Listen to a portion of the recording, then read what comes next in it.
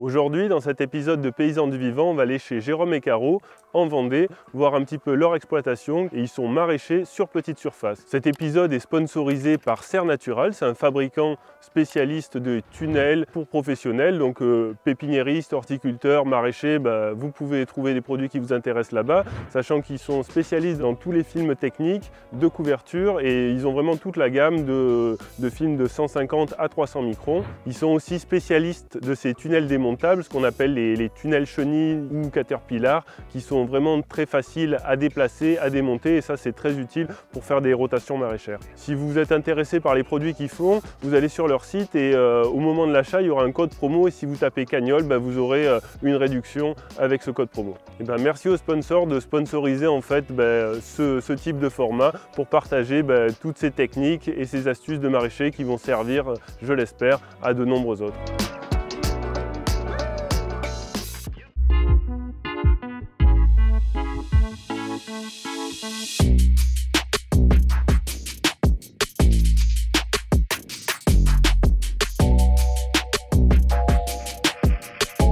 Aujourd'hui, on est chez Caro et Jérôme et on va visiter le jardin des colibris à Soulan en Vendée.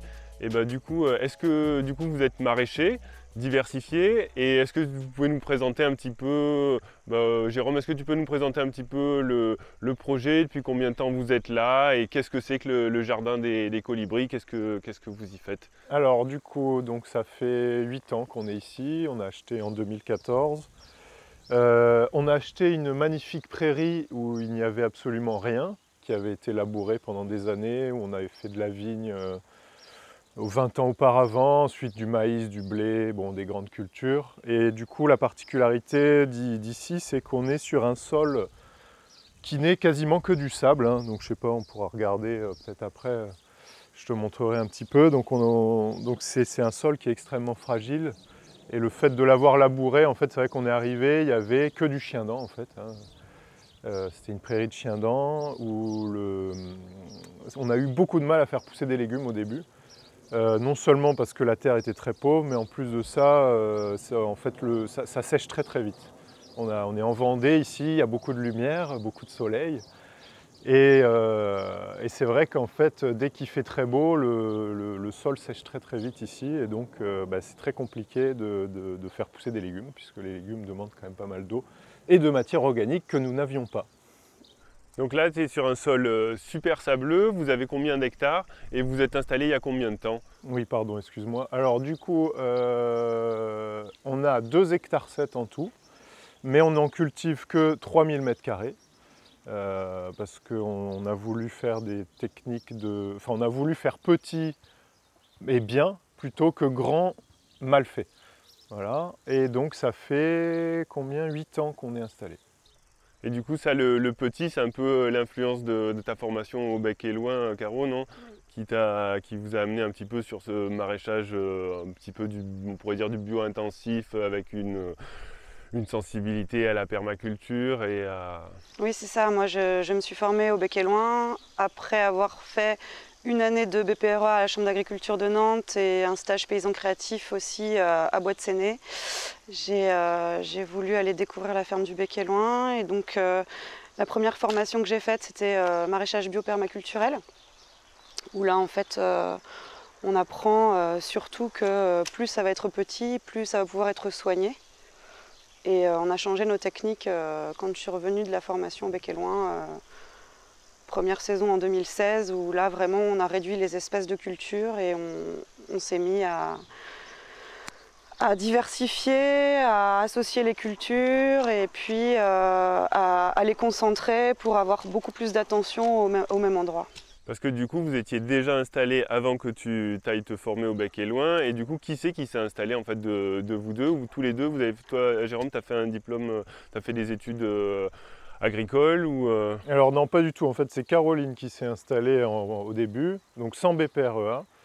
Elle a fait ça pendant 5 ans. Moi, j'étais conjoint collaborateur. Et puis, suite à une évolution du projet, c'est moi qui me suis installé en passant un BPREA en VAE. Et donc en passant le BPREA en VAE, donc je me suis installé l'année dernière en fait. Voilà. Et donc on a switché, c'est-à-dire que maintenant c'est Caroline conjoint collaborateur. Du coup, vous êtes sur 3000 m². Du coup, il y a beaucoup de... Là, on voit pas mal de tunnels. C'est quoi la proportion en fait, de plein champ par rapport au... Donc 1300 m² de tunnel sur 3000 m², donc moitié-moitié quasiment. C'est vrai qu'on a beaucoup de serres par rapport à la surface totale. Et c'est un choix parce que en fait, on a remarqué que la production en serre était beaucoup plus rentable. Donc en fait, sur une petite surface, c'est important d'avoir des zones qui soient très productives et finalement sous tunnel on produit plus et donc c'est ça qui est indispensable pour la viabilité économique de cette exploitation. C'est ça, ouais, exactement.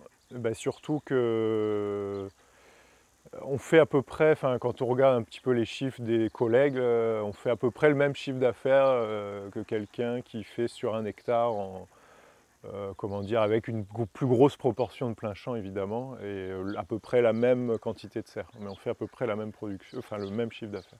Et ce chiffre d'affaires, c'est pas indiscret, c'est de l'ordre de... Vous arrivez à produire combien de milliers d'euros sur 3000 m²? 50 000 euros à peu près. 50 000 euros de chiffre d'affaires. Mais on a très peu de charges. Une des spécificités du lieu, c'était ce sol très sableux. Ouais. On peut le regarder. Ouais. Ça donne quoi? En fait, écoute, on est parti de ça. Voilà, la prairie, elle est... Si tu laisses le sol tomber, il n'y a absolument aucune structure. C'est que du sable. C'est ultra friable, il y a des cailloux. Et on voit bien que sa couleur, elle est plutôt... elle est pas du tout noire à la base, en fait. Et d'ailleurs, là, tu vois, quand je tire dessus, là, sur l'herbe qui pousse, qu'est-ce qu'on voit? C'est que des rhizomes de chien-dent.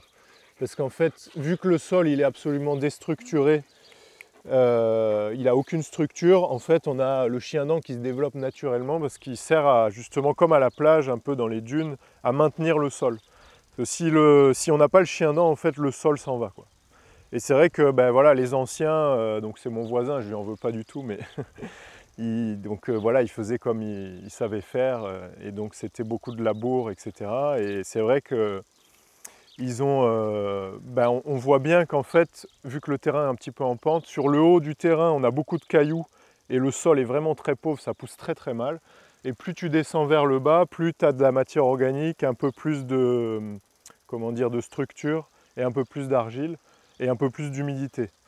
Donc ça veut dire qu'on a dû s'adapter justement à ça et laisser un peu le haut du terrain à des expérimentations diverses et variées, et utiliser plus le bas du terrain qui était un petit peu plus riche et que du coup on a en plus enrichi encore plus.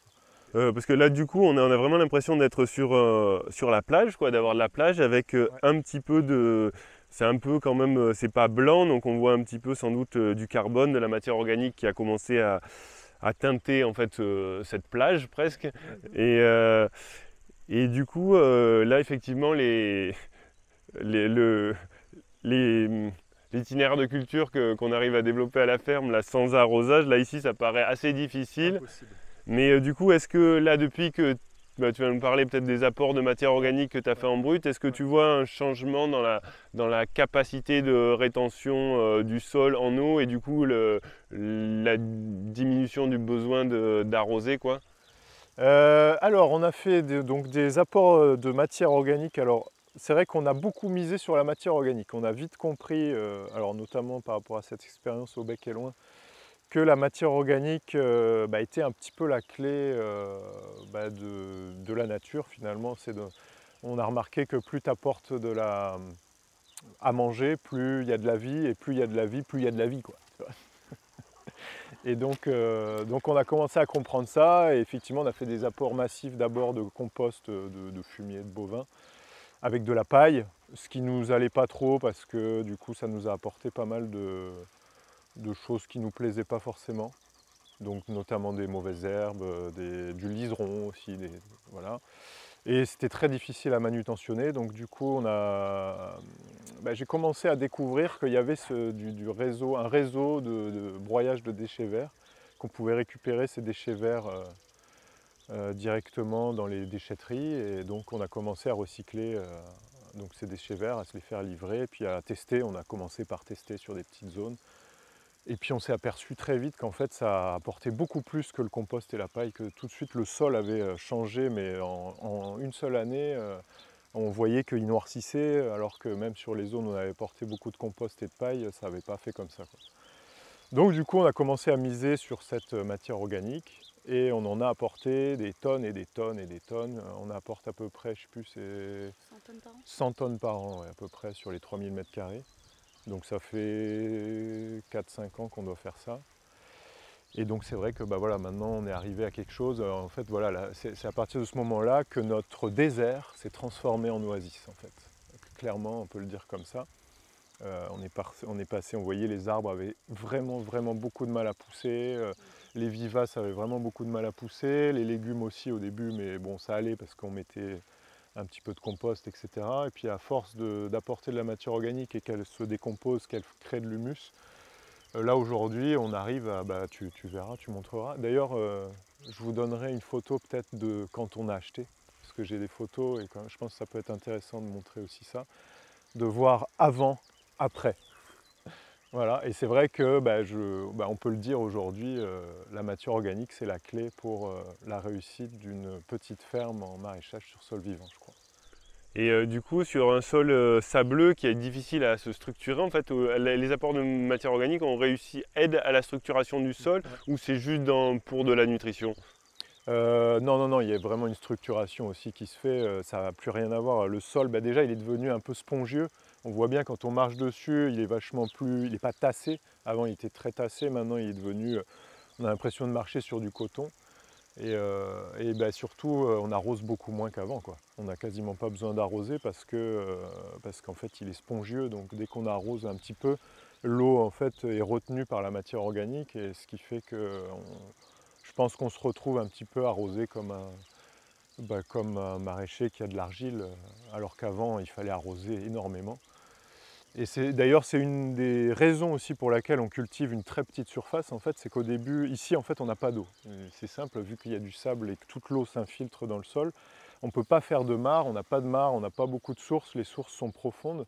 Et donc nous on a misé sur les puits parce qu'on ne voulait pas faire une usine à gaz avec forage, bassin de rétention, etc. Donc on est parti sur de l'arrosage, du micro-arrosage, on va dire. Et c'est vrai qu'au début, on a vraiment galéré à arroser nos cultures parce que on a très peu d'eau. Et donc on a réduit les surfaces pour pouvoir suffisamment arroser ce qu'on avait implanté. Et c'est vrai que plus les années passent, moins on arrose en fait ces surfaces-là, et plus le puits et tout ce qui est de cette micro-aspersion nous semble vraiment un choix judicieux, parce que du coup on se retrouve avec un système d'arrosage qui est voilà, très performant, très économe, et on est super content de le faire comme ça, plutôt que d'avoir investi dans des sommes colossales dans des usines à gaz. Voilà, donc on est vraiment content d'avoir fait ce choix-là, et notamment d'aller dans ce sens-là, de réduire la surface, d'augmenter les apports en matière organique sur une surface plus petite, diminuer l'arrosage et faire en sorte que ce lieu puisse devenir vraiment une source d'abondance, quoi. Qu'est-ce qu'il y a besoin d'apporter en termes d'énergie pour que le système fonctionne, et en plus là on a l'impression qu'on est dans un système de fonctionnement avec la gradation du système. Exactement, et chaque année on voit que tout s'améliore de plus en plus. Alors oui, chaque année donc on apporte effectivement du broyat de déchets verts. Donc on en a apporté beaucoup au début, mais on en apporte de moins en moins. Mais on continue d'en apporter, parce que c'est vrai qu'en fait quand tu mets en route un système basé sur la fertilité naturelle d'un sol, donc sur la création d'humus par l'apport de matière organique, tu crées un écosystème global qui est habitué donc à digérer tout ce qu'on lui apporte. Et donc cet écosystème, pour le garder en place, c'est comme un être vivant en fait, hein. Il faut lui apporter à manger chaque année pour qu'il continue de vivre. Si on arrête de lui apporter à manger, c'est vrai que tout de suite on va réduire la quantité de micro-organismes et d'insectes, et donc on va réduire notre fertilité. Mais après, comment dire, On se rend compte aussi surtout que dès qu'on n'apporte pas assez de matière organique, la vie est tellement présente qu'elle se met à attaquer les légumes. C'est-à-dire qu'à un moment donné, si tu vois un semis de radis, tu ne vas pas remettre de la matière organique avant un semis de radis parce que comme on a un semoir de précision manuelle, il ne passe pas dans le broyat de bois. Donc on est obligé d'enlever la matière pour pouvoir semer les radis. Et en fait, c'est là que tu te rends compte que ce broyat de bois sert à nourrir toute la vie du sol, que ce soit les cloportes ou les autres insectes qui décomposent en fait le carbone, vont se mettre à attaquer les radis puisqu'ils n'ont plus assez à manger, quoi. Donc ce que tu es en train de me dire, c'est que la matière organique, c'est indispensable pour que le système sol fonctionne bien, et que du coup, tu as toute une activité biologique qui va se développer, mais que si à un moment, elle n'a plus rien à manger, bah, elle risque de prédater tes légumes. Se retourner contre toi. Oui, je pense que ça, c'est possible. Ouais. Ouais, parce que c'est vraiment énorme, cette vie-là, en fait. C'est comme toi en fait, tu as des champignons et des bactéries à l'intérieur de ton système digestif et à un moment donné, si tu changes la manière dont tu vas t'alimenter, tu vas nourrir différemment ces organismes de ton système digestif et ça risque de se déséquilibrer et de se retourner contre toi. C'est la même chose en fait. Là dans les jardins, on voit beaucoup d'arbres. On voit beaucoup de légumes aussi, mais quelle était l'importance pour vous de planter des arbres? Est-ce que c'était vraiment dans une logique purement économique de stratégie de diversification des productions, ou il y a aussi, voilà, parce qu'on voit vraiment des arbres un peu partout, là on voit des légumes, des arbres, voilà, pourquoi vous avez mis des arbres partout? Parce que c'est joli les arbres, c'est grâce aux arbres qu'on vit. Dans la nature, si on laisse une prairie se développer, c'est la forêt qui va revenir. Donc oui, en fait, c'est vrai que quand on a acheté, voilà, comme je disais tout à l'heure, on avait vraiment une prairie où il n'y avait absolument rien. Et c'est vrai que dès le début, notre souhait, ça a été de remettre en vie tout ça. Et clairement, ouais, l'arbre a été, pour nous, c'est le pionnier de remise en vie d'un site. En fait, quand on n'a pas d'arbre, on sent voilà, à découvert, il n'y a pas d'ombre, on sent la chaleur du soleil, enfin, c'est trop puissant, il manque quelque chose, quoi. Donc voilà, dès le début, c'est vrai qu'on a voulu mettre des arbres pour ça, déjà pour la beauté du site en fait, et puis pour justement réapporter de la matière organique aussi, parce que c'est vrai qu'un arbre, au début quand il est petit, il ne fait pas grand chose, mais à partir du moment où il commence à grandir, il apporte de la matière organique sur le sol, et donc ça faisait partie d'une stratégie globale de remise en vie du site que de mettre des arbres, et donc pas que d'ailleurs des arbres, puisque alors déjà, oui, effectivement, on a mis des arbres fruitiers parce qu'il y avait aussi cette partie-là de diversifier les productions. Bon, on s'est aperçu du coup que l'arbre fruitier, c'était pas si facile que ça, parce qu'il a du mal à pousser, surtout dans le sable, sans arrosage. Mais aujourd'hui, justement, grâce à la matière organique, on voit qu'ils commencent à se développer. Donc effectivement, il y en a, ça fait 8 ans qu'ils sont plantés, on a l'impression qu'ils ont 2 ans. Mais voilà, on voit quand même que ça commence à pousser grâce à la matière organique. Et plus les années passent, en fait, plus on voit qu'il y a une espèce d'augmentation exponentielle de fertilité et de vie globale du site, quoi. C'est vrai que voilà, on voit il y a de plus en plus d'oiseaux, il y a de plus en plus d'insectes, on a vraiment, on voit quelque chose. Puis voilà, les arbres commencent à grandir, ça commence à créer de l'ombre, et effectivement on commence à cultiver nos premiers légumes dans les arbres, enfin entre les arbres, parce que justement on a remis pas mal de matière organique, ce qui permet d'avoir un sol un peu plus fertile, notamment dans cette zone-là qui était carrément inculte en fait au début, hein. C'est pour ça qu'on les a laissés à l'abandon et on a plus privilégié, on s'est dit on va plutôt planter des arbres dans ce coin-là parce qu'on a du mal à cultiver des légumes. Et donc là on recommence à mettre en culture, et comme on peut le constater, ça pousse plutôt pas mal. Et notamment on voit bien que les différentes strates en fait, de végétation cohabitent bien ensemble. Voilà. Et donc le but aussi, effectivement, pourquoi on a planté des arbres, c'est aussi ce truc de rendre le site agréable pour la personne qui travaille dessus. L'arbre est au cœur du système en fait. Là, on est vraiment dans une approche systémique où les éléments ne vivent pas en fait les uns sans les autres. C'est-à-dire que si on veut vraiment avoir un système complet avec tout ce qu'on peut trouver dans la nature, dans un endroit où l'homme n'est pas intervenu, il y a toujours des arbres, quoi. Donc je pense que l'arbre, c'est un pilier et une ressource énorme pour un jardin comme celui-là. Donc là, on est dans la serre à tomates. Là, elles sont belles, quoi. Caro, est-ce que tu peux nous expliquer quel était l'itinéraire de cette plantation de tomates? Et je vois même des haricots là qui sont en train de pousser au pied. Premièrement, cet hiver, la serre a été entièrement bâchée. Parce qu'ici, comme le disait tout à l'heure Jérôme, on a pas mal de liserons à apporter du fumier. On s'est créé quelques problèmes. Et le liseron nous embête vraiment beaucoup parce qu'il étouffe les plantes très rapidement si on n'a pas le temps d'intervenir. Donc ça, on essaye vraiment de le gérer au mieux. Donc on bâche maintenant les parcelles extérieures et les parcelles à l'intérieur des serres le plus possible. Et mais l'apparition de liserons, tu l'as vu toi par rapport au fumier ou par rapport au broyat de déchets verts? Parce que moi j'ai eu des problèmes d'apparition de liserons avec du broyat de déchets verts, mais en fait même avec le fumier, oui. Toi c'était le fumier où tu as eu la sensation que c'était ça qui a fait apparaître le liseron clairement, quoi. Oui, parce qu'en fait il était là avant qu'on commence à apporter du broyat. D'accord. Donc en fait c'était du fumier qui venait des marais. Du fumier d'un élevage très, très bien géré en bio, en élevage de bovins. Mais comme l'appareil qui ramasse en fait le fumier gratte le sol, et là-bas ils ont pas mal de liserons, donc je pense que ça vient de là. Voilà. On apporte d'autres problèmes avec le broyat de bois de la déchetterie, et ce serait bien qu'on en parle aussi, mais pour le coup là pas pour le liseron. Par rapport à l'itinéraire des tomates, donc on bâche avec une bâche d'ensilage et puis juste peut-être 2 semaines avant de planter les premières tomates, mi-février, on va aller enlever la bâche d'ensilage et puis venir remettre un apport de broyat de bois.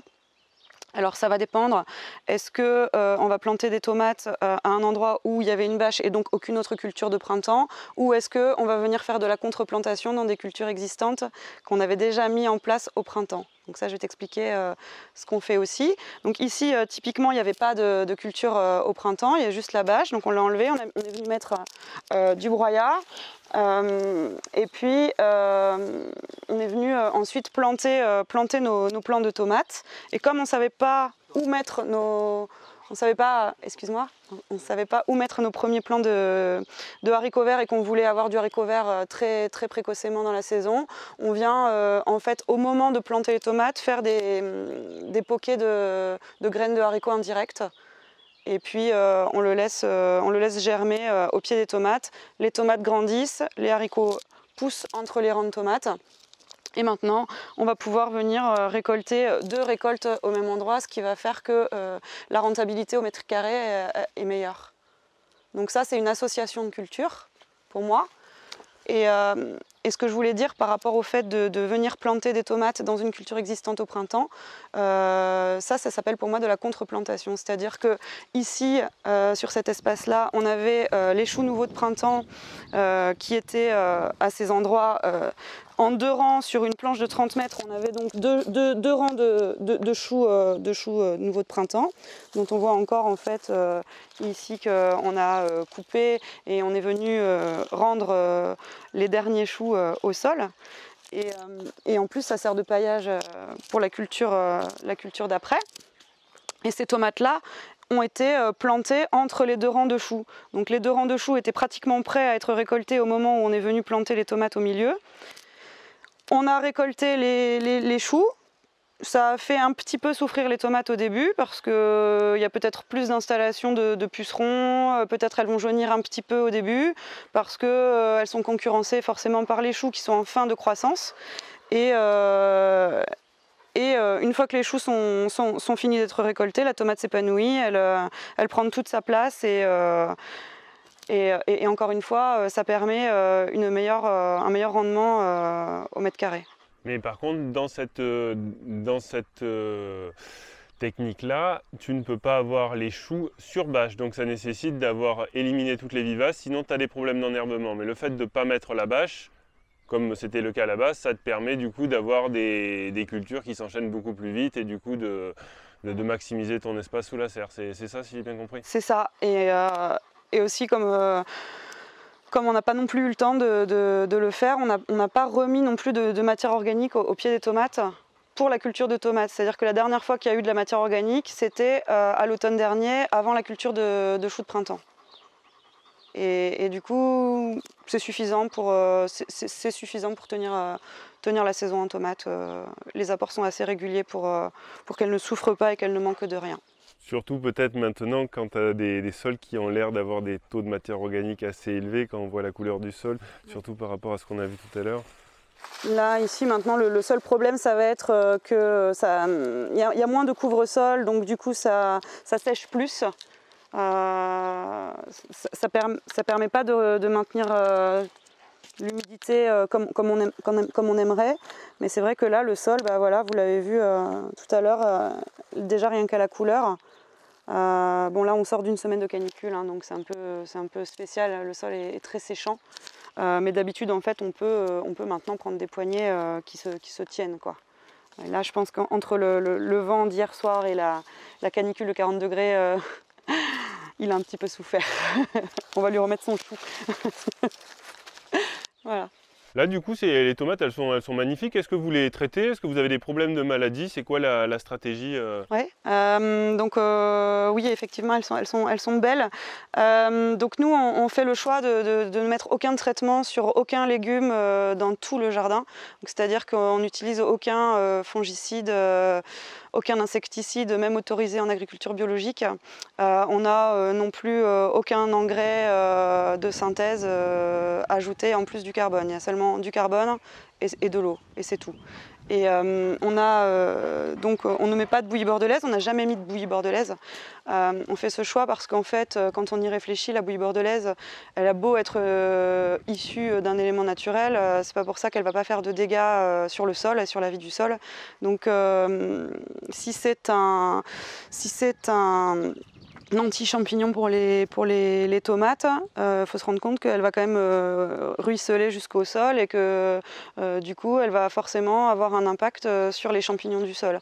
Donc nous on fait le choix d'aérer le plus possible en fait nos cultures pour que on n'ait pas besoin en fait d'agir à ce niveau-là.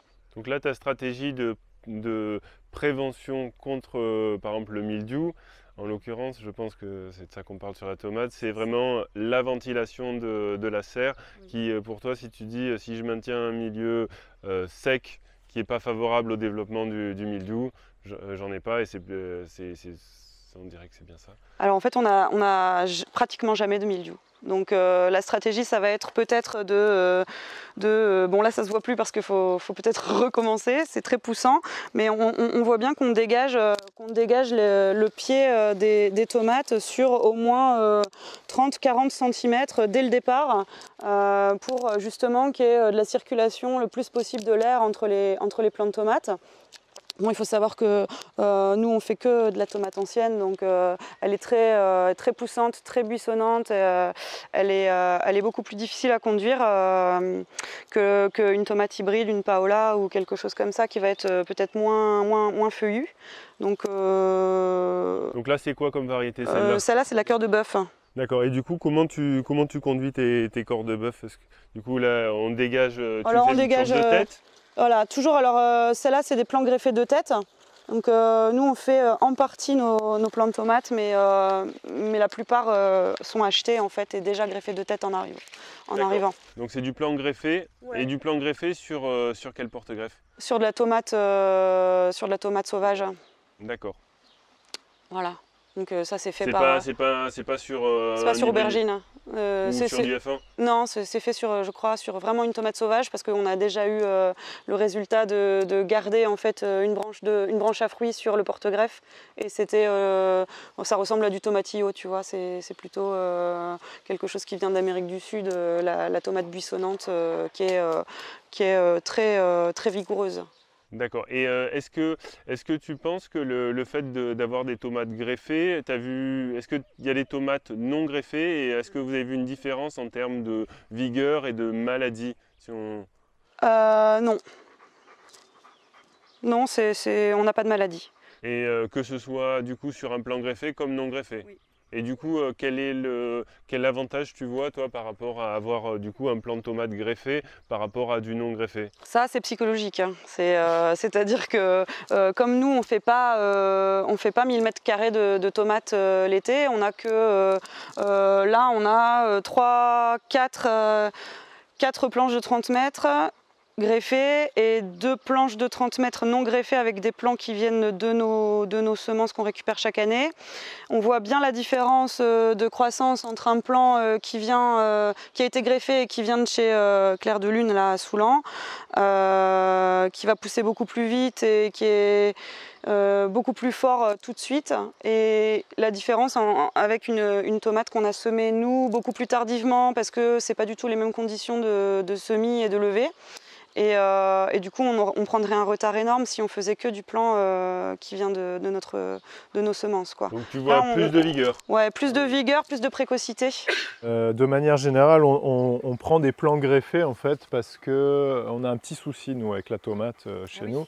C'est qu'on a un petit papillon qui s'appelle la Tuta absoluta qui adore nos cultures des tomates et il y en a beaucoup ici en fait. On a beaucoup de maraîchers en Vendée, notamment sur Soulan parce qu'on a du sable, donc beaucoup de maraîchers et donc on a ce petit papillon là qui vient pondre ses œufs dans la tomate et qui mange l'intérieur des feuilles de tomate. Et donc en fait c'est un papillon qui se développe de manière extrêmement exponentielle avec la chaleur, donc plus il fait chaud, plus les cycles sont courts. Donc ça veut dire qu'il se reproduit à une vitesse de plus en plus folle pendant l'été. Et on se retrouve à avoir des très gros dégâts sur les plantes. Et c'est vrai que d'avoir des plants greffés donc, qui ont une vigueur vachement plus importante, ça nous permet, entre guillemets, de mieux supporter ces attaques en fait, de Tuta absoluta. Et voilà le choix aussi stratégique de prendre des plants greffés, parce que c'est vrai qu'on a remarqué que sur les plants francs, ils se faisaient vachement plus attaquer, qu'ils étaient moins résistants, étant donné qu'ils sont moins vigoureux, ils sont moins résistants à ces attaques. Donc voilà, c'est pour ça aussi qu'on choisit ça, parce que c'est vrai que la tomate pour un maraîcher, bon, clairement, c'est une des plus grosses productions de l'année, avec le plus de chiffre d'affaires. Notamment chez nous d'ailleurs, parce qu'on est quand même reconnu dans le coin, je ne veux pas me jeter des fleurs, mais pour faire des bonnes tomates, vraiment des très bonnes tomates par rapport à ce qui peut se trouver sur le marché. Et donc on a une bonne réputation là-dessus et on voudrait bien la garder. Et surtout, on a besoin de faire du chiffre d'affaires avec la tomate. Donc voilà. Et du coup, comment on produit une bonne tomate? Quels sont les facteurs pour toi qui influent sur la qualité gustative de la tomate? Alors ce qui est important pour produire une bonne tomate, déjà, c'est de ne pas trop l'arroser. Parce qu'on a remarqué que les pratiques chez les maraîchers sont d'arroser énormément les tomates pour qu'elles produisent beaucoup plus. Mais du coup, on a remarqué que les tomates avaient beaucoup moins de goût. Après, deuxième truc, c'est de jamais lui enlever toutes ses feuilles. Parce que pareil, ça chez les maraîchers, on enlève toutes les feuilles pour éviter le mildiou. Et le problème, c'est que c'est la photosynthèse des feuilles qui va faire le goût de la tomate. Et troisième, c'est évidemment le sol. Elles poussent dans un sol vivant, on leur apporte absolument aucun granulé, pas de patène kali, de je ne sais pas quoi. Il n'y a rien, c'est que du broyat de bois chaque année qui est apporté, le sol est vivant, elles poussent là-dedans et franchement quand vous les regardez, elles ont l'air de bien se porter. Et la production, on a vraiment des rendements qui sont extrêmement bons pour de la tomate ancienne par exemple. Du coup là je vois des aromatiques, là je vois des œillets d'Inde, de la calendula, du basilic. Est-ce que c'est pour maximiser les productions? Est-ce que ça fait partie aussi de la stratégie pour éviter les problèmes sanitaires, pour héberger les auxiliaires, peut-être un peu tout? C'est vraiment important dans vos pratiques de mélanger, de diversifier? Ah oui, c'est primordial même, je dirais, c'est ce qui nous permet d'avoir justement, encore une fois, cet écosystème global qui fait que tout s'équilibre et que quand par exemple on a des pucerons au début du printemps, on a beaucoup de pucerons, et on a beaucoup de coccinelles qui arrivent par la suite, qui s'occupent des pucerons, ça nous permet d'éviter de traiter sur les pucerons par exemple. On a la même chose justement avec la Tuta absoluta. Depuis quelques années, là, on a donc une petite bestiole, c'est une petite punaise verte qui s'appelle le Macrolophus, qui mange les œufs de Tuta absoluta, et grâce à lui, en fait, on arrive à avoir un pseudo-équilibre entre la Tuta et lui-même, puisqu'ils se bataillent entre eux. Et en fait, c'est vrai que cette bestiole aime bien justement notamment les soucis, les calendulas. Et donc on en plante partout. Bon, là, il n'y en a qu'un petit, mais c'est vrai que dans la serre, il y en a pas mal partout. Parce qu'on a remarqué que ici, cette plante hébergeait donc les Macrolophus. Et du coup, les Macrolophus, vous les avez introduits comme en PBI, ou vous les réintroduisez tout le temps, ou ils sont arrivés et vous essayez de les héberger pour qu'ils restent là? Oui. C'est exactement ça. On essaie de les maintenir en place chaque année, en leur laissant des refuges même pendant l'hiver. Donc on a aussi une plante qui est de l'inul visqueuse, que toi tu dois connaître, qui vient du sud Ouais, de la bien France. contre la mouche de l'olivier. Et en fait, la tuta, c'est pareil en fait, hein, que la mouche de l'olivier, c'est la même chose. Okay. Je ne sais pas si tu as le nom scientifique de la mouche de l'olivier, mais c'est un microlépidoptère, quoi, hein, pareil que dans les oliveraies. Et comme il y a eu justement des tests faits grâce à l'inul visqueuse qui a été mise tout autour des productions d'olives, en parlant à certains clients, ils nous ont écoutés, ils ont réussi à faire en sorte de faire remonter ici quelques plants d'inul visqueuse qu'on arrivait à trouver nulle part. Et donc là, ça fait 5-6 ans maintenant qu'on a de l'inul visqueuse en serre, et qui donc héberge le Macrolophus pendant l'hiver aussi, et qui lui permet d'être en place au moment où on va venir planter les tomates au printemps. Génial. Voilà. Donc là, on est dans la deuxième serre, et là, on est sur la planche de melon. C'est quoi l'itinéraire de culture du melon?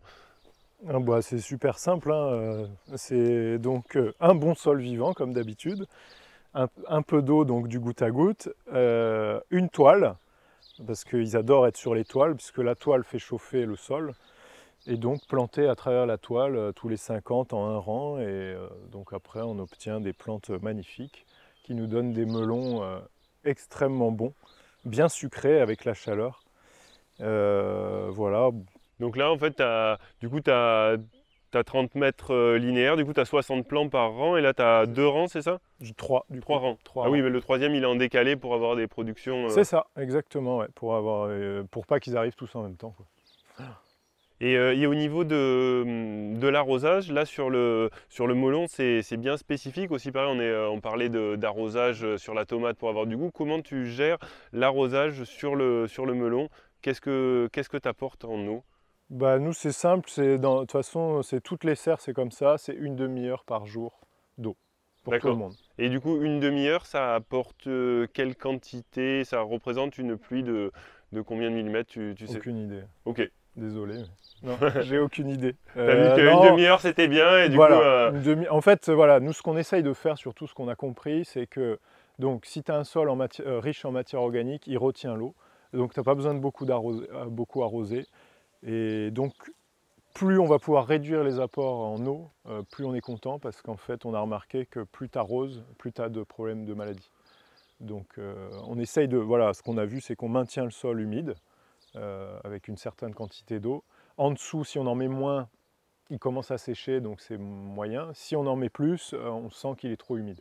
Il y a trop d'eau, il y a de l'eau qui reste, et c'est pas bon. Donc, du coup, on a vu qu'une demi-heure à peu près par jour pour chaque légume, donc une demi-heure par jour en été. Parce qu'après l'hiver, évidemment, ça n'a rien à voir.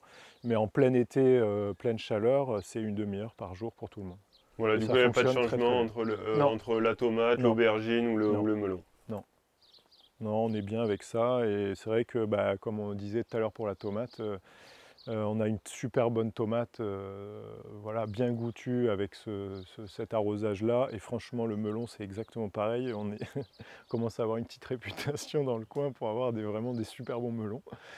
Et c'est vrai que voilà, aujourd'hui, quand on voit ce qui se vend au supermarché ou même dans des magasins bio, ça n'a rien à voir avec ce qu'on sort ici, quoi. Clairement, la qualité n'a rien à voir, les gens le disent tous, quoi. Et là, au niveau de la variété, tu as une variété qui... Alors, sur les variétés, donc ici, il faut savoir qu'à Soulan, on a un producteur de plants qui s'appelle Clair de Lune, et d'ailleurs, on les remercie d'être là quand même, parce qu'ils font vraiment des plants de très bonne qualité. Et étant donné qu'ils sont à Soulan et qu'on est à Soulan, et que on n'a pas envie non plus d'y passer notre vie à travailler dans le maraîchage. On n'a pas d'infrastructure pour faire de plants.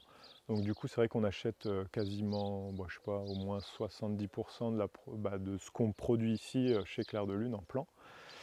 Et donc les variétés, c'est vrai que les producteurs de plants, en fait, aujourd'hui, pour satisfaire la demande des maraîchers, produisent des plants de manière générale hybrides. À partir de graines hybrides, parce que c'est des plantes qui sont faites pour la production, pour produire beaucoup.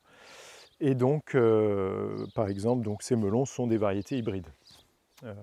Donc c'est du stélio, alors je ne sais pas exactement chez qui ça vient, mais en tout cas voilà, c'est des hybrides F1. Et donc on a choisi ça, effectivement, donc, parce qu'on n'a pas d'infrastructure de production de plants, et surtout, voilà, on voit bien que la production maraîchère, de manière générale, se fait donc avec des plants hybrides qui, effectivement, on voit bien que la différence, elle est nette sur la production. Une plante non hybride produit beaucoup moins qu'une plante hybride. En termes de production ou vraiment en termes de standardisation du produit, de fait qu'ils ne fendent pas et du coup que finalement tu puisses tout vendre? Ça dépend du légume, mais de manière générale. Par exemple sur une courgette, on a fait plusieurs expérimentations, non hybride versus hybride. L'hybride, c'est minimum 2 fois plus de production. Le melon, exactement pareil. Après, c'est vrai que sur le chou, par exemple, ça va être plus de la standardisation du produit. Ouais. Tu as raison, c'est vrai qu'un chou non hybride, il va avoir plus tendance à avoir plusieurs formes différentes, alors qu'un hybride, ça va être tous le même. C'est que des clones. Et donc c'est vrai que ça ne nous satisfait pas forcément en termes de... comment dire, ça ne nous satisfait pas en termes d'éthique, on va dire, voilà, en termes d'éthique forcément, mais par contre en termes de business, ça nous satisfait beaucoup. Voilà, parce que clairement, on a de la concurrence, on a besoin de produire, on a besoin de gagner de l'argent, on ne vit que de ça aujourd'hui, et donc on fait le choix de prendre les plantes qui sont les plus performantes possibles. Donc là, on voit quand même vraiment plein de planches avec plein de légumes différents, même à des stades différents. C'est un peu ça la difficulté, non, d'être en vente directe et d'avoir une diversité permanente. Du coup, comment vous gérez vos planches en termes d'organisation? Là, sur les carottes, on voit vraiment comme s'il y avait là, même sur les courgettes, on voit vraiment 3 stades de développement. Comment vous gérez toute cette planification de diversification pour répondre justement pour avoir toujours plein de légumes diversifiés, quoi? En fait, on fait notre plan de culture l'hiver. Parce que, comme on vient de le dire, on travaille avec quelqu'un qui fabrique nos plants, donc on se pose la question de la production pendant l'hiver pour pas être en retard justement sur la plantation.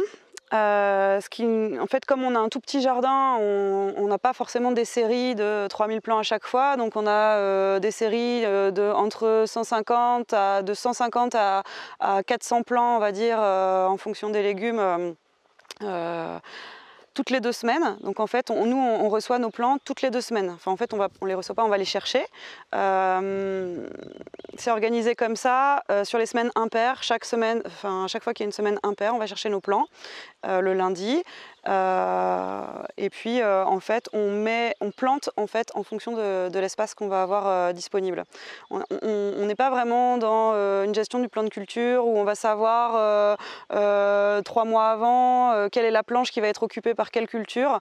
Nous, on est plus dans la spontanéité et l'instant présent.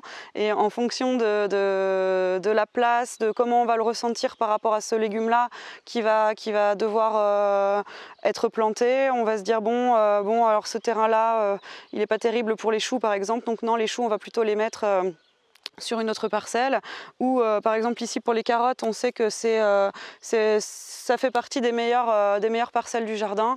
Donc comme on a besoin de produire de belles carottes, on va aller les mettre à l'endroit où elles seront le mieux, quoi.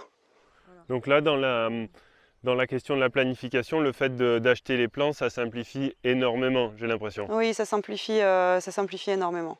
On n'a jamais de retard. On a toujours le bon nombre de plants.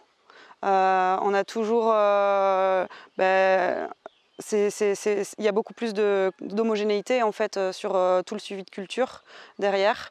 Et puis nous, on n'a pas à se prendre la tête sur la température qu'il fait. Est-ce que là, il y a eu assez de soleil pour faire germer tel ou tel plant à cet instant-là? Voilà, ça, on délègue complètement à l'entreprise qui fait les plans et c'est plutôt confortable. Donc en fait, le compromis pour avoir un rythme de vie acceptable implique du coup de déléguer une partie du travail à un sous-traitant. Et du coup, ce sous-traitant, il vous met peut-être, des fois, le choix en termes variétal, il est plus restreint et du coup, il amène à faire des compromis éthiques, et par exemple, des fois, sur des questions de hybride F1, sur le type de graines qui est utilisé. Mais quelque part, c'est important pour pouvoir vivre tranquillement, en fait. Voilà, c'est ça en fait. Ça, c'est vraiment un objectif qu'on a ici depuis qu'on a monté cette ferme. C'est qu'on a aussi une vie privée, on a aussi des enfants. Et nous, on a envie de consacrer une partie de notre temps à notre vie à nous et pas d'y passer, de passer toute notre vie dans le jardin. Donc c'est vrai que ça nous soulage en fait sur ce plan-là. On aimerait bien que notre société nous permette de pouvoir souffler un peu plus sur le chiffre d'affaires à faire chaque année pour subsister, mais malheureusement, on n'en est pas encore là, même très très loin, et donc on essaye d'être plus intelligent en fait que cette société du toujours plus et sans gagner d'argent en fait. Voilà. Du coup, là, vous êtes un peu dans le compromis. Je vois que tu as un t-shirt Cocopelli. Du coup, tu milites pour la semence paysanne. Et de temps en temps, il y a quelques graines hybrides qui sont là parce que c'est nécessaire pour pouvoir vivre décemment. Tu connais un petit peu le sujet. C'est que le prix du légume ne reflète absolument pas le travail fourni pour produire ce légume. Donc, il faut s'adapter. Et c'est vrai que l'ensemble de la production maraîchère, elle est faite par des grandes entreprises qui utilisent donc des graines hybrides et c'est eux qui fixent les prix, il faut le rappeler. C'est eux qui fixent les prix sur le marché, donc il faut qu'on s'adapte et c'est vrai qu'on ne peut pas être concurrentiel clairement si on fait notre petit jardin ou alors il faudrait vendre la salade à 5 € au lieu d'1 €, mais je ne suis pas sûr qu'il y ait grand monde qui ait envie de l'acheter à ce prix-là, quoi. Donc du coup, forcément, on va acheter des plants. Et puis après, il y a un autre truc aussi sur le plan, c'est que, si tu veux, voilà, on est donc à Soulan, Clair de Lune est à Soulan. Ils ont une infrastructure magnifique pour créer des plants, avec du chauffage, etc. Pourquoi on s'embêterait à refaire une autre infrastructure à petite échelle chez nous, alors que Clair de Lune a déjà l'infrastructure qui chauffe déjà toutes ses serres pour faire tous ses plants? Autant profiter finalement, mutualiser effectivement la structure de production de plants pour plusieurs personnes plutôt que de chacun avoir sa petite structure. Après, on pourrait chacun avoir notre petite structure, mais c'est vrai que c'est beaucoup plus efficient si on utilise une grosse structure centralisée. Du coup, c'est intéressant de voir que la question en fait d'une certaine indépendance ou autonomie sur un système de production alimentaire, et elle n'est peut-être pas à voir à l'échelle de la ferme, mais plutôt à l'échelle du territoire. Oui, par exemple, ouais, clairement. Surtout, encore une fois, si on en revient au prix du légume, quoi. Si c'est nous qui fixions les prix des légumes en fonction du travail, etc., si c'était les petites fermes qui avaient la main sur la production globale, ça changerait la donne. Le truc, c'est que là, c'est les industriels qui fixent les prix. Donc forcément, on est obligé de s'adapter. On ne peut pas, encore une fois, être concurrentiel si on fait nos petites semences, nos petits trucs, alors qu'eux, à côté, ils te font des planches de 1000 mètres, chacun fois 10 000. Tu ne peux pas concurrencer, quoi. Souvent, les systèmes sont réfléchis à l'échelle d'une ferme et donc le paysan porte sur ses épaules tout le poids de la production uniquement lui tout seul et donc doit gérer le stress, la fatigue parce qu'il court partout en fait toute la journée hein, entre être dans le jardin, en train de livrer ses légumes, trouver de nouveaux clients, les avoir au téléphone, etc. Et je pense que on pourrait, plutôt que d'avoir une approche systémique seulement à l'échelle d'une ferme, on pourrait avoir une approche systémique à l'échelle d'une communauté. Et ça nous permettrait en fait de nous soulager de plein de choses qui sont très chronophages en fait dans nos métiers.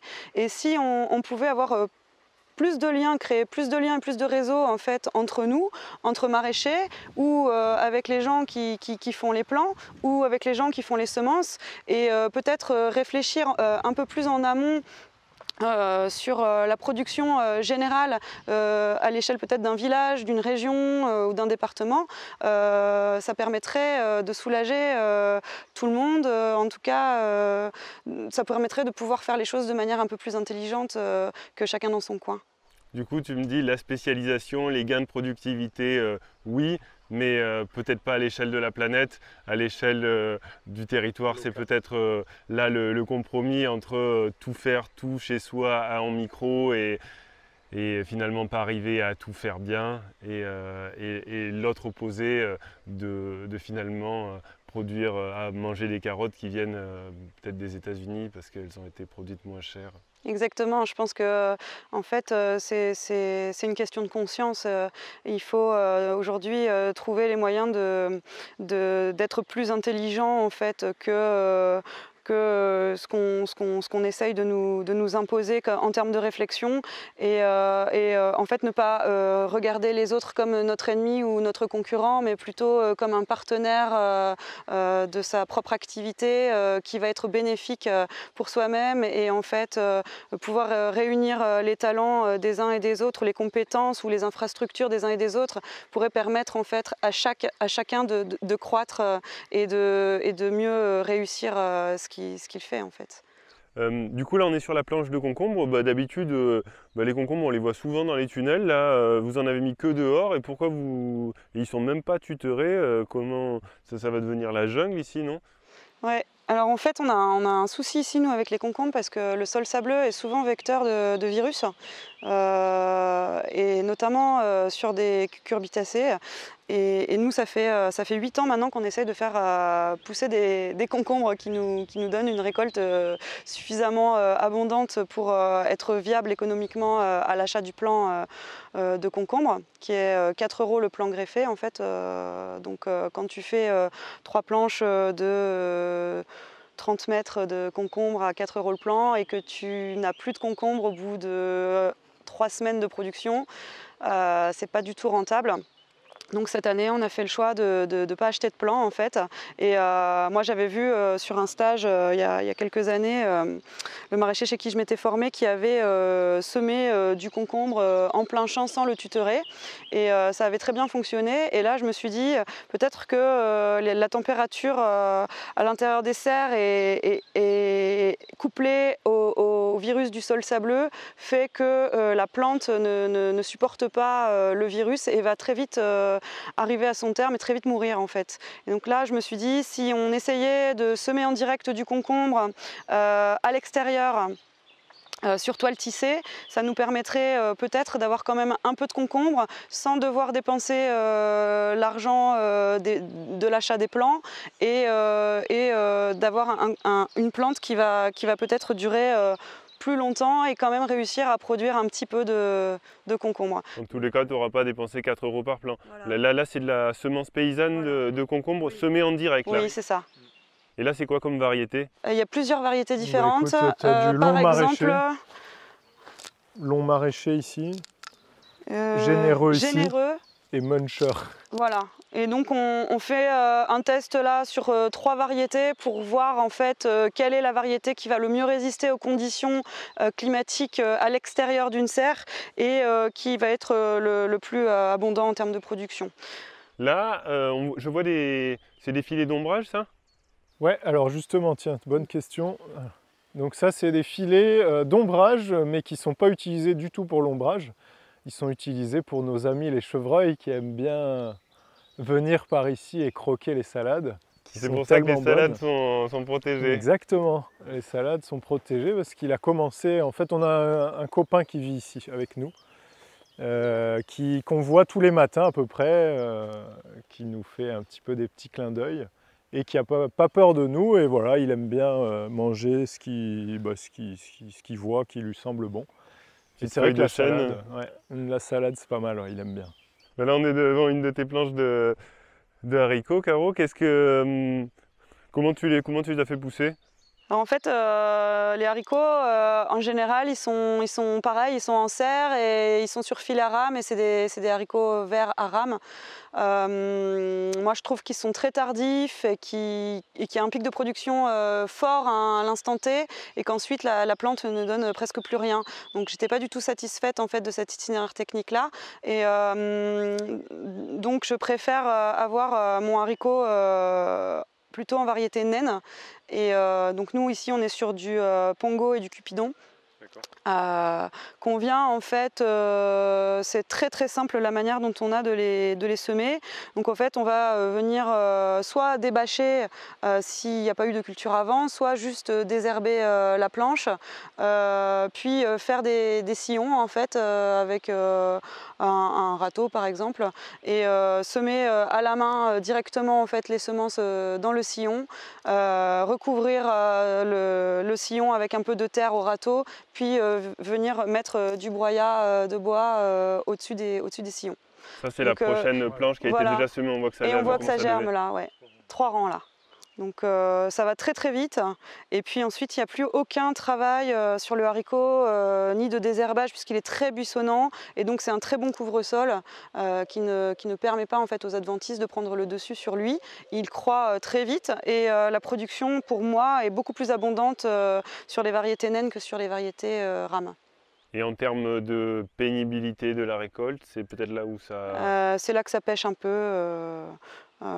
Même si en fait récolter du haricot rame quand il fait déjà 50 degrés en serre à 10 h du matin, on peut dire que ça compense en fait la pénibilité d'être à 4 pattes ici pour dehors à la fraîche pour venir chercher les haricots à l'ombre de la forêt le matin. Alors là on est devant le parc à outils.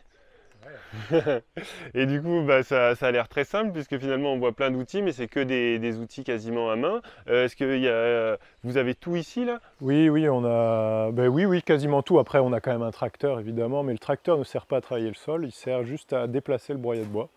Donc on a une fourche à grappin dessus qui nous permet de déplacer les tas et de les mettre là où on doit épandre du broyat, et donc ça permet effectivement d'alléger un peu ce travail-là. Mais sinon, à part ça, oui, c'est vrai que la spécificité un peu de la ferme, c'est qu'on fait quasiment tout à la main en fait, donc avec des outils très simples, hein. Grelinette, campagnole, donc c'est une grelinette améliorée, les râteaux surtout qui servent beaucoup, les pelles, voilà, petit semoir à 120 €, tout simple. Voilà, c'est vraiment du matériel extrêmement simple. Et c'est vrai qu'en fait, voilà, pourquoi c'est assez spécifique ici, c'est que c'est comme ça qu'on arrive à faire une production assez, une production abondante, on va dire, sur une aussi petite surface. C'est que justement, on n'utilise pas de tracteur pour former nos planches, etc. Chaque mètre carré en fait de jardin est utilisé, et ça nous permet vraiment d'avoir des rendements au mètre carré qui sont de l'ordre de 3 fois celui d'un maraîcher traditionnel. Voilà. Et là, par exemple, la grelinette, la campagnole, vous l'utilisez toujours autant ou de moins en moins? La grelinette campagnole, c'est quasiment jamais utilisé. On les utilise seulement pour une raison, c'est qu'on a des petites plantes vivaces qui nous agacent un petit peu de temps en temps. Tout le monde les connaît un petit peu. C'est le liseron, le chien-dent et les fougères. Donc c'est tout ce qui est à rhizome en fait. Donc c'est-à-dire que quand on met une bâche dessus, même en mettant une bâche, en fait, dès qu'on enlève la bâche, ça repart, quoi. Donc du coup, des fois, quand une zone est vraiment envahie par liseron, chien-dent, on se permet de passer ces outils-là qui nous permettent de ressoulever les rhizomes et de les enlever un petit peu, histoire de calmer la progression de la vivace, quoi. Donc là, c'est juste, vous l'utilisez juste pour décompacter le sol s'il y a trop de vivaces et du coup pour enlever les rhizomes, mais sinon en termes, il n'y a pas vraiment d'utilité à décompacter le sol, là maintenant sur vos sols, avec la matière organique que vous apportez pour créer une structure. Non, au contraire, on préférerait ne jamais avoir les passés en fait, vraiment. Là on les passe parce que voilà, des fois c'est clair que sur les bords de serre, si on ne fait pas, à des moments, après tout avance et puis on en a partout et on ne veut pas qu'il y en ait partout, quoi. On essaye de limiter la progression des plantes vivaces annuelles, à rhizome notamment. Vraiment à rhizome, c'est celles qui sont les plus embêtantes. Après le reste, aucun problème. Et là, si vous deviez reposer les serres, est-ce que vous mettriez une bande plastique là, de 1 mètre vraiment là, au niveau d'où ont été mis les croix pour prendre les arceaux de la serre pour éviter justement d'avoir des vivaces en bordure là. Moi, c'est ça qui m'embête un peu régulièrement. C'est embêtant si tu as vraiment des vivaces, mais en fait, je pense que la vivace, à partir du moment où elle est installée, même mettre une bande d'1 mètre de plastique, elle ne va rien changer et elle va passer sous le plastique et sortir juste derrière le plastique. Donc, à mon avis, ce n'est pas une solution. Ça va peut-être être une solution une saison, le temps qu'elle passe le plastique et ensuite elle sortira quand même. Sauf si tu as du plastique plus loin. Sauf si tu as du plastique partout. Et à ce moment-là, elle ne peut plus sortir. Mais ça, avoir du plastique partout, tout le temps, c'est quelque chose qu'on n'arrive pas encore à faire ici en tout cas. Et là, sur les bordures de serre, est-ce que vous les utilisez du coup pour cultiver aussi ? Ça nous arrive en fait quand on a le temps de le faire de venir mettre plutôt des fleurs ou du persil ou des cultures annexes en fait qui sont pas essentielles économiquement mais qui sont quelque chose un plus dans le jardin. Donc des fois on y arrive, des fois on n'y arrive pas. Ça dépend de la saison quoi. Voilà, là cette année, on a plutôt de la paille ou des déchets de culture et puis comme c'est désherbé régulièrement, on n'a pas trop de soucis en fait. Du coup, ça sert aussi quelque part de compost, de planche à compostage. Exactement. Sur les outils, du coup, on voit il y a les semoirs, les râteaux et le rouleau plomber, c'est peut-être ça qui s'utilise que vous utilisez le plus. On a ça, et puis on a cet outil-là, la petite houe maraîchère, qui est très importante pour nous parce que voilà, on a en fait un tout petit sarcloir ici derrière la houe. Nous on choisit toujours le plus petit modèle parce qu'en fait c'est plus facile en fait de pousser la houe, même pour moi en fait, quand le sarcloir est petit. Et ça permet juste un petit travail de désherbage en surface. Quand on veut en fait récupérer un espace de culture.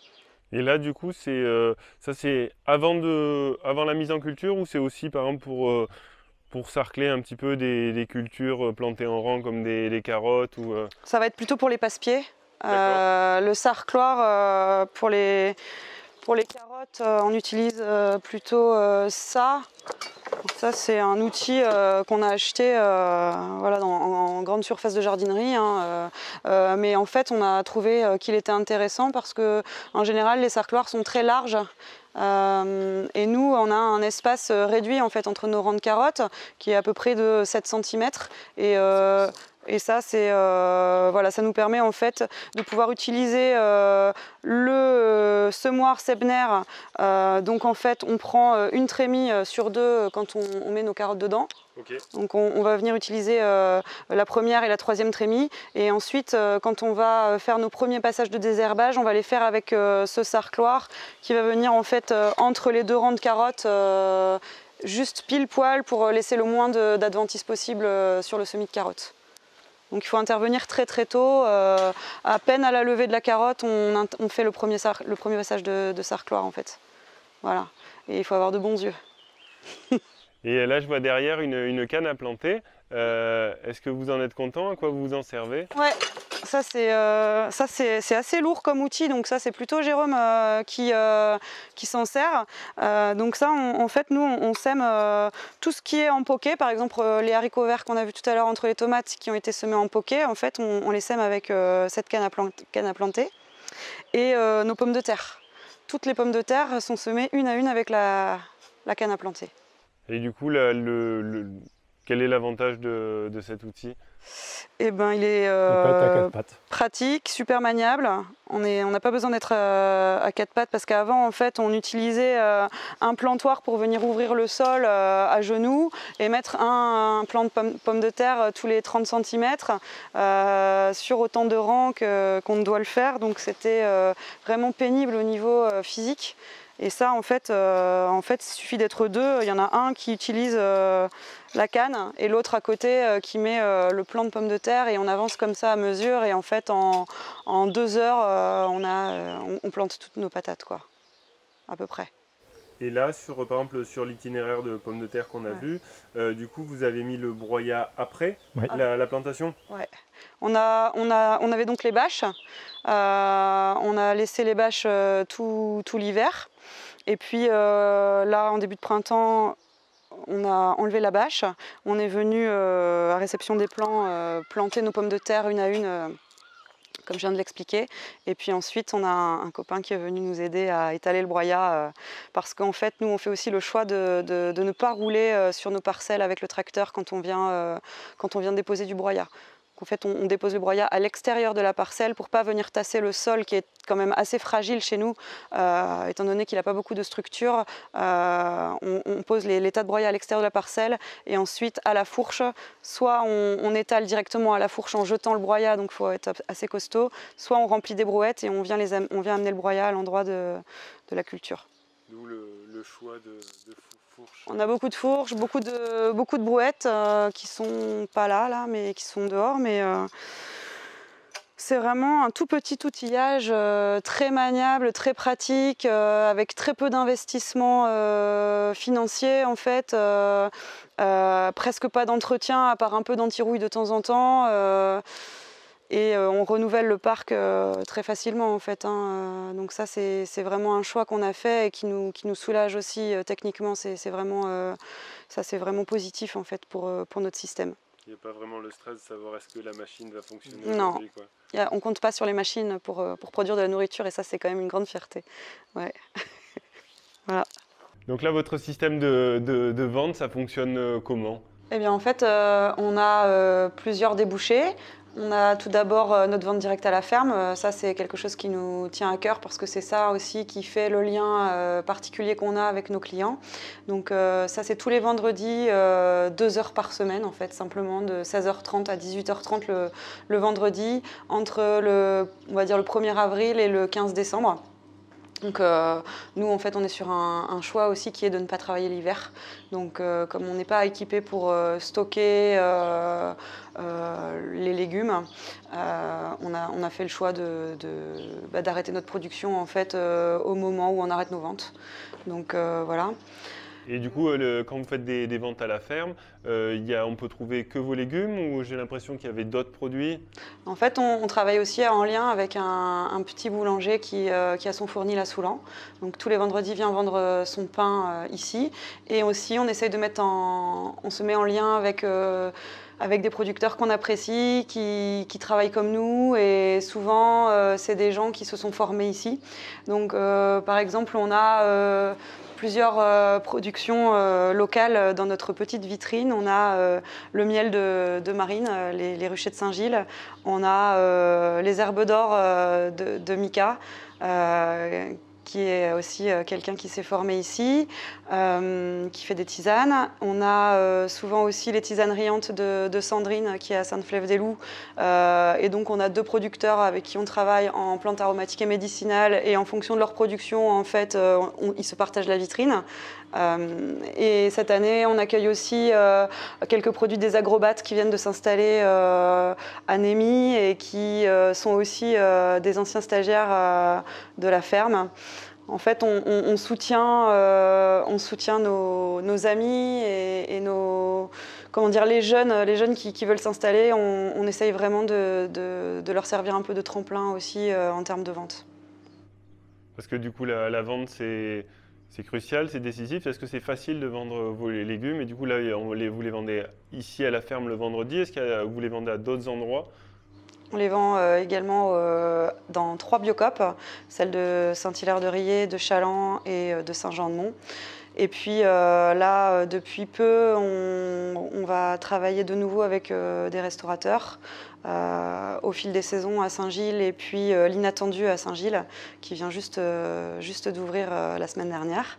Donc on espère pouvoir pérenniser ces partenariats-là qui nous tiennent à cœur en fait, parce que pour nous c'est une belle façon de mettre en valeur les légumes qu'on produit ici. Et ça nous a beaucoup manqué là depuis 2 ans en fait. Voilà. Donc merci à eux de nous soutenir et de nous soutenir aussi en termes de prix d'achat, parce que c'est vrai que la manière dont on a de cultiver nos légumes, comme vous l'avez compris, c'est très différent de l'agriculture à grande échelle, et du coup nous ça n'est pas possible en fait ici de pratiquer les mêmes prix que dans les grandes surfaces. Donc on a des prix qu'on essaie de valoriser et aussi qu'on essaye d'expliquer en fait aux gens qui nous achètent les légumes, que ce soit les particuliers ou les biocoop. Et ici c'est vrai qu'on a des biocoop qui jouent quand même assez le jeu du soutien à la production locale et qui peut-être vont moins marger sur des produits venant de leur territoire que sur des achats qu'ils vont faire sur les plateformes centralisées de légumes.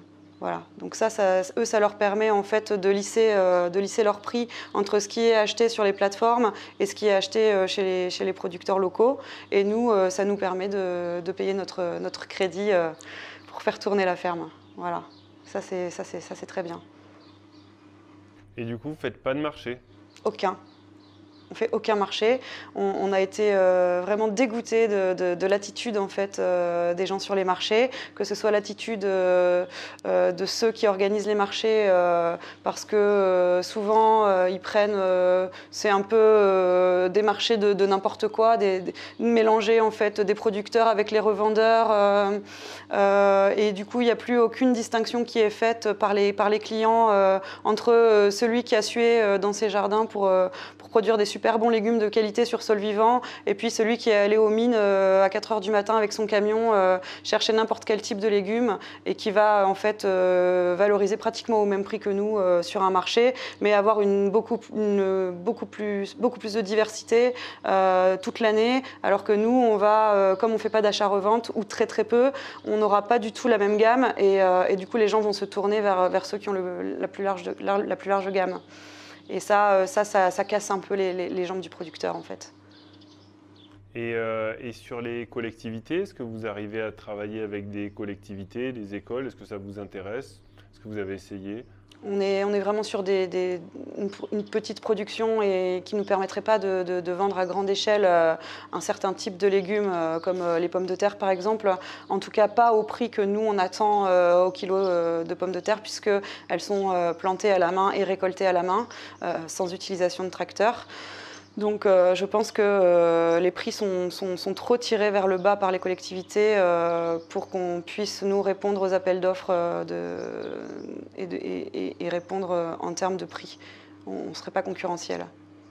Et après, en termes, du coup, sur les ventes à la ferme, c'est comme un marché que vous organisez ici dans cette boutique, ou est-ce que vous travaillez aussi des fois avec des systèmes de commandes, de paniers, ou sinon de commandes ou un panier vraiment spécifique où les gens feraient leur commande en ligne et viendraient en fait juste chercher le panier en mode drive?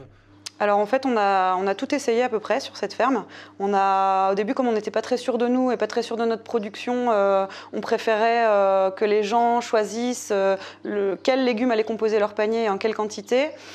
Comme ça, on préparait tous les paniers à l'avance et les gens venaient chercher leur panier. Ensuite, on a pris confiance, et avec plus d'expérience, on a pu en fait laisser les légumes en libre service sans forcément passer par un système de commande. Et aujourd'hui, on a les deux. En fait, on a ceux qui préfèrent assurer leurs achats qui arrivent tard pendant les ventes et qui du coup savent qu'ils vont retrouver quand même les légumes quand ils vont arriver, qui sont déjà prêts pour eux. Et par contre, ils ne les choisissent pas, donc on leur dit voilà, le panier cette semaine c'est 20 €, c'est nous qui composons le panier et ils nous font confiance puisque c'est des gens qui nous suivent et qui nous soutiennent depuis quelques années.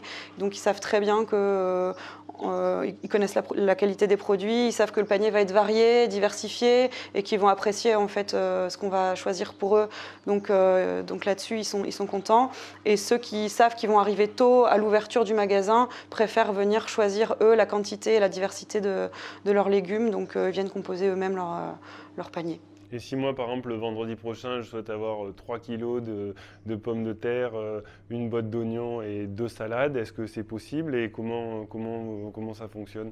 Oui, en fait, c'est possible puisque tu viendras à 4 heures devant la porte pour faire la queue et au moment de l'ouverture, tu te jetteras sur ta botte d'oignons et tes 2 kilos de pommes de D'accord, terre. mais je ne peux pas réserver en amont parce que… Ce serait trop de gestion. Voilà, c'est le fait d'avoir encore une surcharge administrative qui fait que vous n'êtes pas parti sur ce type de service supplémentaire en fait.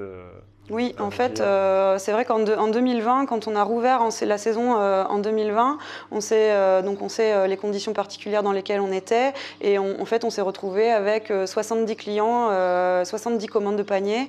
Là, ça nous prenait pratiquement plus de la moitié de la journée de préparer les paniers et ça, c'est du temps qu'on passe pas au jardin. Donc aujourd'hui, quand les gens commandent un panier, en général, on a la quantité disponible pour les paniers qui est mise de côté et ils viennent avec leur contenant et on leur remplit directement en fait leur contenant quand ils arrivent.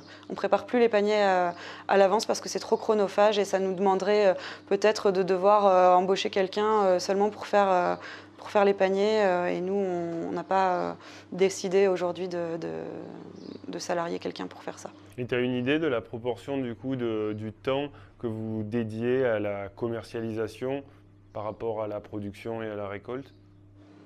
On y dédie le moins de temps possible. Je pense que ça va juste être les allers-retours passés pour les livraisons et peut-être un petit peu de temps administratif au téléphone pour essayer de débusquer de nouveaux clients de temps en temps, mais c'est tout. Et tu es globalement satisfaite de ton mode de commercialisation?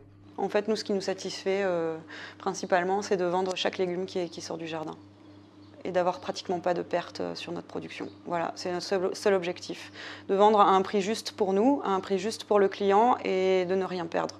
Que ces prix-là, c'est vrai qu'au début, c'est ceux qu'on aurait souhaité pratiquer par rapport à la charge de travail qui nous incombait. Et en fait, on s'est aperçu qu'en mettant ces prix qui pouvaient qui auraient rémunéré justement notre heure de travail, eh ben, ils n'étaient absolument pas acceptés par les clients parce que beaucoup plus cher que le marché. Et donc du coup, on a dû changer de stratégie, c'est-à-dire essayer de faire des gains de productivité par l'utilisation de beaucoup de bâches, d'augmenter les surfaces, de spécialiser un peu dans les cultures pour pouvoir essayer de baisser les prix. Mais le problème après sur lequel on s'est trouvé, c'était on a pu baisser les prix, mais la problématique c'est qu'après moi je me retrouve dans une difficulté à trouver des débouchés. Oui, alors en fait… peut-être qu'on arrive à tenir ces prix-là parce qu'on produit moins de légumes que toi et que du coup, on n'est jamais en fait sur de la vente de gros ou pratiquement jamais sur de la vente de gros, à part peut-être l'été où là, on se retrouve avec trop de quantité et à ce moment-là, on appelle un grossiste et on vend en demi-gros, mais sur des prix qui ne sont pas ceux affichés sur le tableau et qui ne sont pas des prix de vente directe, mais qui sont des prix grossistes. Et c'est aussi pas du tout non plus les prix Biocoop, ça c'est seulement les prix vente directe qui sont en général moindres que ceux affichés à la Biocoop dans n'importe quelle boutique qui commercialise des légumes bio. Donc en fait, nous, même avec nos prix en vente directe, on arrive à être en dessous du prix du marché du bio qui est accessible aux particuliers. Donc quand les gens viennent ici, personne ne se plaint du prix. Tous les gens qui nous soutiennent trouvent que la qualité fournie et le fait que les légumes soient très bons et qui se tiennent en fait dans le temps aussi, qui se conservent très bien, fait qu'ils n'ont absolument aucune perte sur ce qu'ils achètent. Et c'est aussi des gens qui ont réfléchi à leur alimentation et qui ont sûrement revu leur système système d'achat, de comment ils se nourrissent, de où est-ce qu'ils font leurs courses. Et du coup, ils ont réduit en fait les coûts sur tous les produits transformés en grande surface pour pouvoir en fait utiliser leur budget du ménager ou de la ménagère dans des endroits comme le nôtre. Donc en fait, il n'y a pas de problème pour eux. Ça va peut-être dépendre en fait juste des choix qu'on fait de manière personnelle sur quel budget j'attribue à mon alimentation, comment je mange et du coup comment je vais. En tous les cas, pour une certaine partie de la population qui a un certain revenu. Mais là, il faut aussi préciser que là, on est mi-juin et donc en fait, sur beaucoup de légumes, c'est du primeur, quoi. C'est ça. C'est exactement ça. Là, on était sur les premiers haricots verts et puis bon, bah, tu as vu dans quelles conditions on récolte nos premiers haricots verts. Donc ça, en fait, ça justifie le prix. Quand on aura plus de haricots verts et qu'on sera dehors avec une récolte qui sera plus simple pour nous, on passera peut-être à 10 € le kilo au lieu de 12 sur le haricot vert. Mais nous, c'est vrai qu'on arrive aussi à gagner notre vie en jouant sur des prix hauts en début de production qui vont très rapidement baisser. Sur la fin de production, on sera peut-être plutôt à 8 € le kilo. Et comme ça, on n'a pas le même prix pendant toute la production, mais on arrive à justifier nos prix sur la qualité, la primeur, la fraîcheur et le goût. Voilà. Et aussi peut-être l'apport santé que ça a aussi sur les gens. C'est-à-dire que plus tu vas manger un légume vivant, celui qui a poussé sur sol vivant, plus tu vas être en bonne santé, moins tu vas dépenser peut-être dans le système pharmaceutique, le système hospitalier. Peut-être que si on arrivait en fait à revoir notre système de pensée plus largement, on pourrait envisager que soutenir l'agriculture locale et de qualité serait un gain économique pour toute la société. Si on prenait en compte toutes les externalités liées à la production. Exactement, oui. Oui, puis je rajouterais même une petite chose, c'est que quand on regarde le prix des légumes en supermarché, on ne prend jamais en compte le coût environnemental, en fait. Et donc, regardez, il suffit de regarder, de voir d'où ces légumes sortent. Je ne sais pas si vous avez déjà vu, en tout cas... Voilà, on voit bien que c'est des espaces qui sont complètement détruits, qui ont été complètement démolis. On ne pense absolument pas ni au sol, ni à la biodiversité, ni à quoi que ce soit. Et ce coût-là, finalement, il n'est pas du tout pris en compte, alors que finalement, nous, voilà, on vend peut-être un petit peu plus cher, mais ce coût-là, il est largement... Enfin voilà, nous, au lieu de dégrader la nature, on l'aggrade. Donc... voilà, il faudrait peut-être regarder les choses qu'on peut comparer aussi. Enfin, comparer les choses qu'on peut comparer. Et pas que regarder le prix juste affiché directement, quoi. Il y a aussi ce truc à prendre en compte, quoi. C'est que le consommateur, il le paye des fois 2 fois. Mais du coup, il y a aussi, on parlait de pollution environnementale, de dégradation et de coût environnemental, mais il y a aussi le coût de la PAC. Et vous, est-ce que vous touchez quelques sous de la PAC? Absolument rien. Rien. Du tout. En fait, on n'a jamais pris d'aide PAC parce qu'en fait, on a de trop petites surfaces pour prétendre à toucher les aides PAC. Les aides PAC sont aujourd'hui à la surface et quand on est maraîcher sur petite surface, on n'est pas assez grand pour pouvoir être aidé par les institutions gouvernementales ou européennes. C'est simple, si on demandait la PAC là aujourd'hui, on recevrait 800 € par an de PAC. Voilà, donc à ce prix-là, et vu la galère que c'est pour la demander, on préfère même pas la demander. Et là, c'est marrant parce que vous disiez, on subventionne une agriculture qui détruit, et d'un autre côté, là, vous devez payer peut-être votre certification AB. Vous êtes certifié AB ? Oui, alors ça, c'est à peu près la seule chose qu'on trouve juste, c'est-à-dire qu'on paye par exemple à peu près 500 € de certificat AB par an et on a quand même un crédit d'impôt bio aujourd'hui de 3 500 € par an. Donc en fait, le crédit d'impôt est suffisant pour couvrir la certification AB. dans tous les cas, puisque c'est entre 1 et 10 hectares de surface pour le même crédit d'impôt et le même coût du certificat. Donc ça, c'est plutôt une bonne chose. C'est à peu près le seul point positif à être aujourd'hui certifié AB. Du coup, pour conclure, après 8 ans que vous êtes installé ici à produire des légumes, quel serait votre bilan? Est-ce que vous êtes satisfait de votre métier? Est-ce que ça a toujours du sens?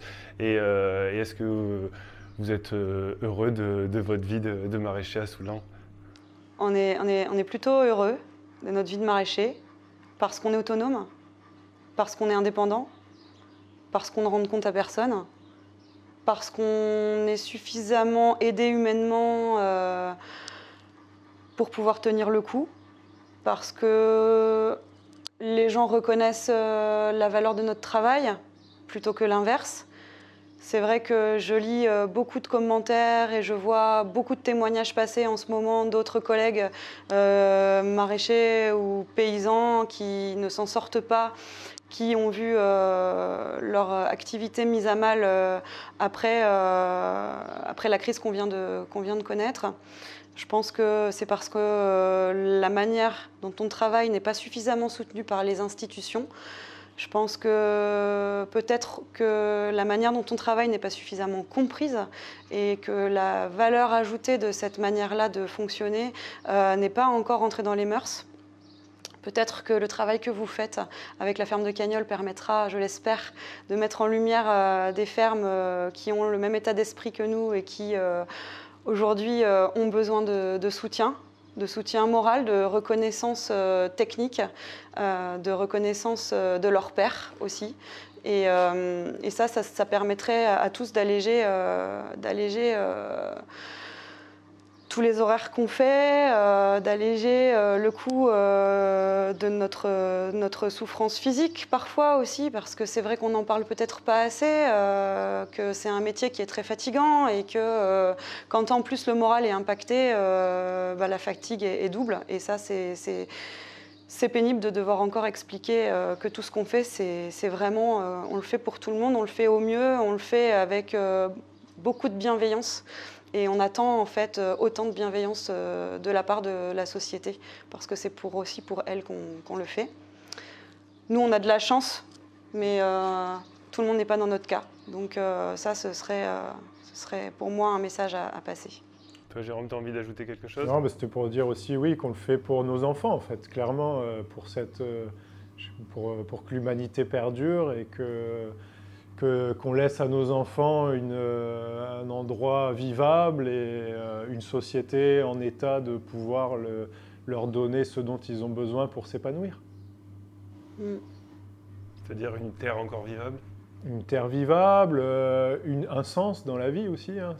Aujourd'hui, on n'en parle plus, je ne sais pas pourquoi, mais clairement, nous, si on a fait ça aujourd'hui, c'était pour retrouver un sens dans notre vie, faire quelque chose qui apporte à la société, qui n'est pas nuisible à nos collègues, à nous-mêmes et à la nature, quoi. Voilà, retrouver du sens. Ouais, retrouver du sens. Du sens, de la résilience. Ouais. De l'autonomie. De la beauté. Ouais, on parle jamais assez de la beauté. C'est vrai. Eh ben, merci beaucoup pour nous avoir fait visiter vos jardins et puis bonne continuation. Merci beaucoup à vous. Avec plaisir, avec grand plaisir et continuez. Continuons tous ensemble.